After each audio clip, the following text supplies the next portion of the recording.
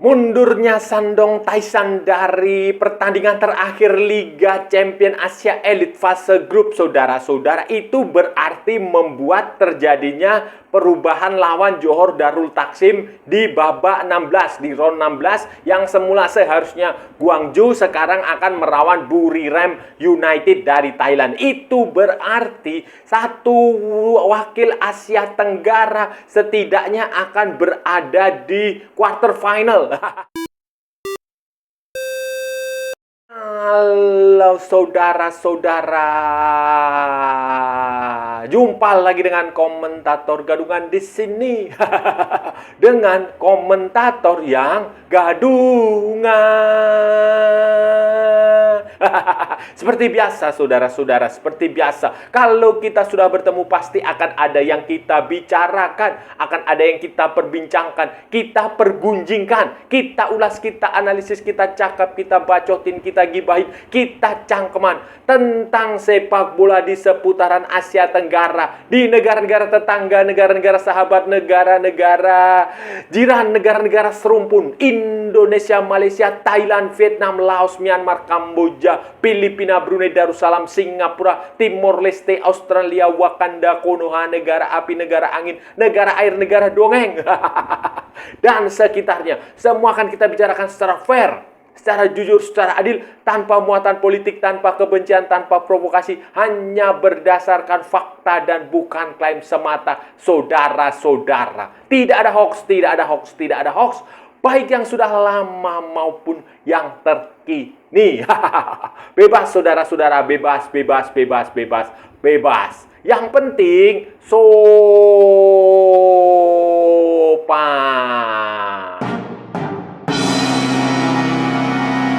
Jadi begini saudara-saudara, jadi begini, bulan sudah berganti lagi.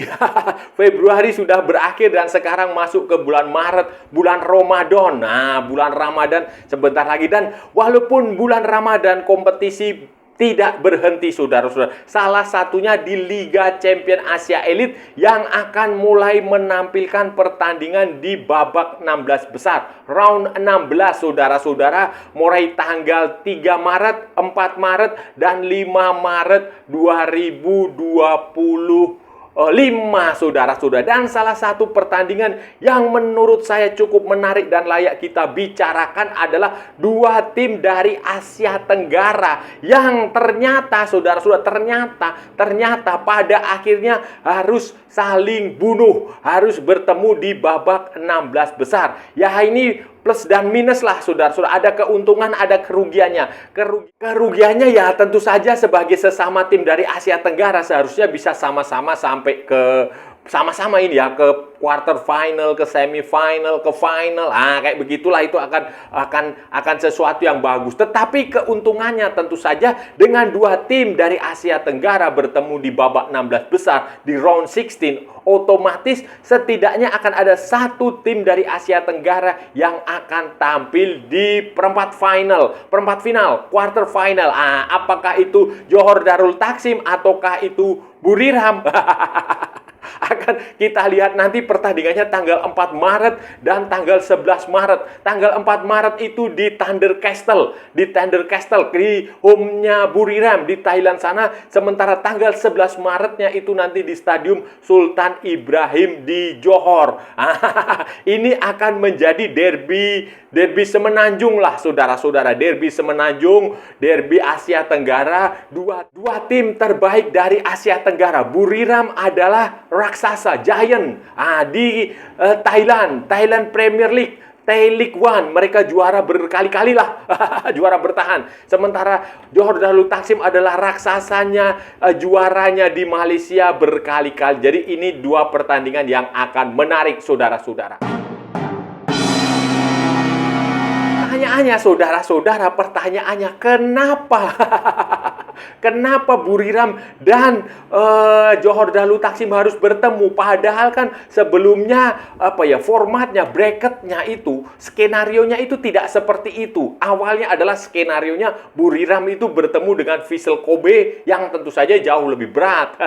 Sementara Johor Darul Taksim itu seharusnya awalnya bertemu dengan Gwangju Gwangju FC dari Korea Selatan. Tetapi kenapa terjadi perubahan seperti ini, saudara-saudara? Kenapa? Pasti saudara-saudara banyak yang bertanya-tanya juga. Saya juga bertanya-tanya, dan ternyata jawabannya adalah ada pada klub dari Cina yang namanya Shandong Taishan. Shandong Taishan ini, saudara-saudara, itu mengundurkan diri pada pertandingan terakhir, pada pertandingan fase liga terakhir, pertandingan ke-8, match day 8 itu dia mengundurkan diri waktu seharusnya dia away ke Ulsan Hyundai. Dia away ke Ulsan, tapi dia tidak datang. Dia sudah meminta izin, mengumumkan kepada AFC bahwa dia tidak datang. Alasannya adalah cedera pemain. Ya entah cedera, pokoknya mereka beralasan fisik, ada kesehatan. Ada pemain yang jadi skuadnya itu kurang pada waktu itu. Entah itu penyakit apa, apakah itu semacam virus misterius kayak apakah COVID atau apa ya, saya nggak tahu. Tetapi mereka alasannya adalah kondisi kesehatan para pemainnya itu tidak lengkap, saudara-saudara. Kalau mereka bertanding pada hari itu melawan Ulsan Hyundai, itu dia nggak punya pemain utama, adanya pemain junior karena banyak yang sakit, banyak yang cedera. Katanya sih ada virus misterius, tetapi juga ada teori lain yang mengatakan itu terkait dengan urusan macam-macam lah, mafia judi atau apalah, saya nggak tahu. Tetapi itu alasan pastinya memang mereka cedera, sakit, skuadnya tidak lengkap. Tetapi rumornya ya berhembus ada masalah masalah politik terkait Korea Utara dan Korea Selatan. Kemudian ada juga rumor yang mengatakan terkait dengan match fixing, perjudian di sepak bola ini. Jadi itu yang menyebabkan Shandong Taishan mundur, dan mundurnya Shandong Taishan ini membuat klasmen perubahan sangat signifikan di klasmen, saudara-saudara. Di klasemen itu bisa terjadi karena semua pertandingan yang melibatkan Shandong Taishan itu dihapuskan. Semua pertandingan, saudara-saudara, semua pertandingan yang melibatkan Shandong Taishan itu dihapuskan. Jadi semua tim yang melawan Shandong Taishan itu nilainya tidak dihitung, dan itu membuat semua tim di grup di wilayah timur ini ada yang bermain 7 pertandingan, ada yang bermain 8 pertandingan, dan itu otomatis membuat klasemennya berubah total, saudara-saudara. Tadinya kan 3 tim dari Jepang itu ada di posisi pertama, kedua, ketiga, posisi 1, 2, 3. Yokohama Marinos, Kawasaki Frontale dan Vissel Kobe itu 1, 2, 3. Tadinya seperti itu. Kemudian karena hasil pertandingan melawan Shandong Taishan ini tidak dihitung, otomatis komposisinya berubah. Vissel Kobe turun ke posisi kelima. Sementara yang tadinya di posisi ketiga, kemudian Johor tadinya di posisi keempat, Gwangju di posisi kelima, Buriram ke-6 dan seterusnya. Dan Shanghai Shenhua, Shanghai Port di bawahnya Buriram. Tetapi dengan perubahan ini otomatis Vissel Kobe turun ke posisi 5. Vissel Kobe turun ke posisi 5 dan Johor Darul Taksim naik ke posisi 3. Dan berdasarkan regulasi kan, tim peringkat pertama, ranking 1 ketemu ranking 8, ranking 2 ketemu ranking 7, ranking 3 ketemu ranking 5, berapa ya, pokoknya begitulah. Nah, akibatnya saudara-saudara, Johor Darul Taksim di ranking 3 harus bertemu dengan Buriram. Yang tadinya kalau di ranking 4, waktu di ranking 4 itu dia ketemu Gwangju di ranking 5, sekarang dia di ranking 3 ketemu di ranking 6 Buriram United. Jadi itu penjelasannya seperti itu. Pertemuan Buriram dengan Johor Darul Taksim di round 16 Liga Champion Asia Elite ini sebelumnya juga terjadi, saudara-saudara, di fase grup. Di fase grup ini Buriram dan Johor Darul Taksim itu juga berjumpa di waktu itu kalau nggak salah tanggal 3 Desember 2024 bermain di Sultan Ibrahim Stadium Sultan Ibrahim, dan hasilnya, saudara-saudara, hasilnya adalah 0-0. Hasilnya adalah imbang 0-0. Hasilnya imbang 0-0 lewat penampilannya jual beli serangan lah, saudara-saudara, jual beli serangan. Kedua tim berusaha untuk memenangkan pertandingan, berusaha untuk bertarung untuk mendapatkan kemenangan penting. Kemudian pertandingannya itu berlangsung dengan panas, saudara-saudara. Panas sekali, saudara-saudara. Ada 3 kartu merah, 3 red card yang keluar dari kantongnya wasit untuk Theraton Bunmatham, kaptennya tim nasional Thailand. Dan dari Johor Darul Taksim itu ada Pak Jun Heong dan Murilo Henrique. Murilo Henrique ini mendapatkan kartu merah. Sementara kartu kuningnya, saudara-saudara, ada sekitar 6 kartu kuning. 6 yellow card, 2 dari untuk Johor Darul Taksim atas nama Bekson dan Juan Muniz, sementara 4 untuk pemain-pemain Buriram termasuk Theraton Bunmatham yang mendapatkan 2 kartu kuning dan 1 kartu merah. Kemudian si Cahidet Cahidet dapat kartu kuning. Kemudian Neil Eitridge, kipernya Filipina, itu juga dapat kartu kuning. Dan kemudian ada juga si Sochitan Makul, itu juga mendapatkan kartu kuning, saudara-saudara. Pertandingan yang benar-benar panas, benar-benar bergengsi, karena bagaimanapun juga ini adalah 2 tim terbaik dari Asia Tenggara. 2 tim terbaik ya. Persib Bandung, Persija lewat. Mereka Persib, Persija, Persebaya itu cuma banyak fansnya saja di media sosial, tetapi prestasinya di lapangan di level Asia tidak ada. Itulah. Jadi ini 2 tim yang cukup bergengsi, Buriram dan Johor Darul Taksim, sehingga mereka bertarung mati-matian ketika fase grup. Dan ini nanti saya rasa juga akan kembali terjadi. Tensi yang panas ini juga akan terjadi ketika round 16, ketika fase knockout di Liga Champions Asia Elite. Saja pertemuan 2 tim Asia Tenggara ini harus dijadikan panggung yang bagus lah. Dan ini harus dijadikan juga pelajaran untuk klub-klub Indonesia. Klub-klub Indonesia untuk bisa berjuang lah. Jangan hanya puas hanya menjadi juara Liga Indonesia, hanya puas menjadi juara Liga 2, hanya puas menjadi juara Liga 3, Liga 4, diarak keliling kota berhari-hari. Jangan seperti itu.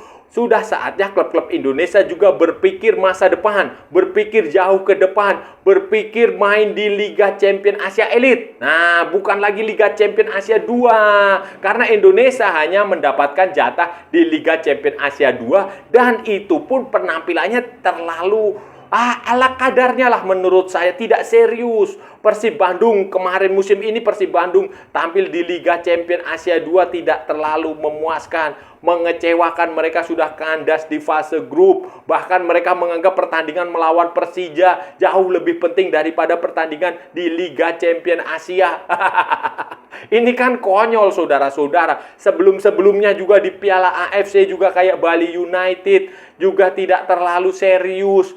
Sehingga ya menurut saya sudah saatnya klub-klub Indonesia pentas dunia, dan jadikanlah pertemuan Buriram dengan Johor Darul Taksim ini sebagai pelajaran. Karena ini kan terbukti 2 tim terbaik Asia Tenggara bertemu di Liga Champions Asia. Pada fase grup pun mereka bertarung habis-habisan, mereka benar-benar bergengsi. Kalau terjadi keributan, tawuran, perkelahian di level sekelas Asia begini, Liga Champions Asia Elite ini kan lebih membanggakan daripada Anda ribut hanya di level lokal Indonesia. Tidak ada yang bisa dibanggakan, saudara-saudara, kalau hanya ribut di level lokal, level Indonesia. Kalau Anda bisa tampil bagus di level Asia seperti ini, Liga Champions Asia Elite, yang kemungkinan besar nanti kalau bisa juara, bisa ikut ke Piala Dunia antar klub, walaupun ya saya rasa susah juga tim dari Asia Tenggara. Itu kan bagus, saudara-saudara.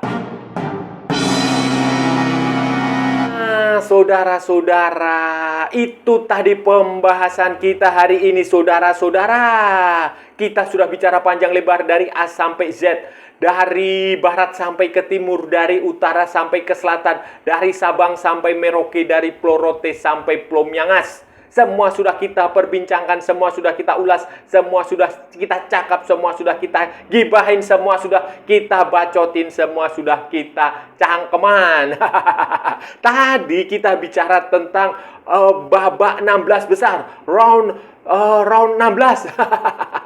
Round 16 Liga Champion Asia Elite, AFC Champion League Elite. Nah, yang akan mulai bergulir nanti pada awal Maret, saudara-saudara. Minggu depan sudah mulai bergulir lagi pertandingan-pertandingan di babak 16 besar di fase knockout, saudara-saudara, baik di wilayah timur maupun di wilayah barat. Dan terjadi pergeseran komposisi yang cukup menarik karena pertandingan terakhir Shandong Taishan, klub dari Cina itu, dia undur diri dari persaingan di pertandingan terakhir. Dia tidak datang menghadapi pertandingan melawan Ulsan Hyundai.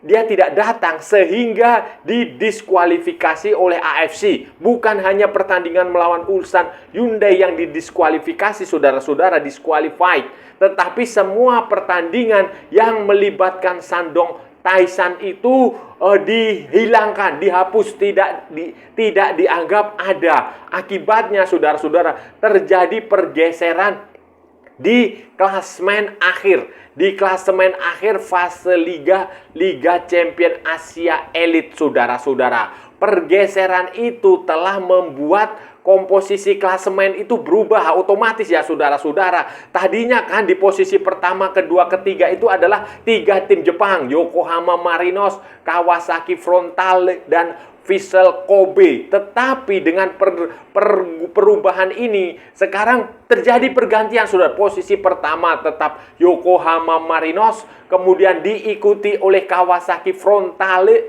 Kemudian di posisi ketiga ini yang cukup mengejutkan adalah Johor Darul Taksim dari Malaysia. Di posisi keempat ada Gwangju FC. Di posisi kelima baru Vissel Kobe. Sementara posisi ke-6 menjadi milik Buriram, ke-7 menjadi milik Shanghai Shenhua, dan posisi ke-8 menjadi milik Shanghai Port. Selanjutnya, Pohang Steelers, Ulsan Hyundai, Central Coast Mariner, dan Shandong Taishan yang dianggap poinnya kosong, 0 point, karena di semua pertandingan yang dihasilkan hilang. Dan dengan hasil ini, saudara-saudara, dengan perubahan ini, maka mau tidak mau, 2 tim Asia Tenggara, Buriram United yang di posisi ke-6 akan bertemu dengan Johor Darul Taksim di posisi ketiga. Tadinya kan